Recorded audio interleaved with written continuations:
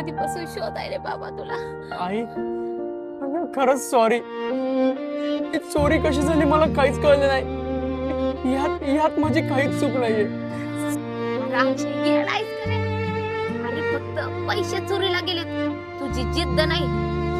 आणि आयुष्य कधी कधी परीक्षा घेत असत रे, पण आयुष्याच्या प्रत्येक परीक्षेत तुझी माय तुझ्या सोबत आहे बघ अक्षय.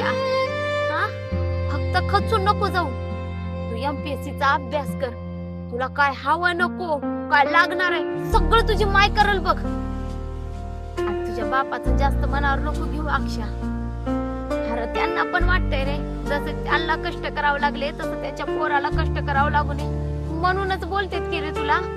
हा आणि तुला सांगते अक्षय, जसं तू घराबाहेर पडला ना, तुझ्या बापाचं पाऊल एका ठिकाणी थांबलं नाही बघ. आणि सतत नजर दाराकडे होती बघ. त्यांना पण वाटतंय रे तू मोठा अधिकारी व्हावं म्हणून. जसं तुझं MPSC करायचं स्वप्न आहे बघ अक्षय, तसंच आमचं बी स्वप्न आहे बघ, मोठा अधिकारी होताना बघायचं. फक्त तू हारू नको अक्षय. अरे रस्ता कठीण आहे म्हणून थांबायचं नाही, उलट पावलं मजबूत करायचं. समजलं का? येड माझं लिकू, चल आता घरी.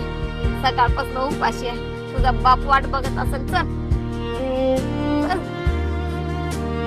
टाकली असेल ना तुला.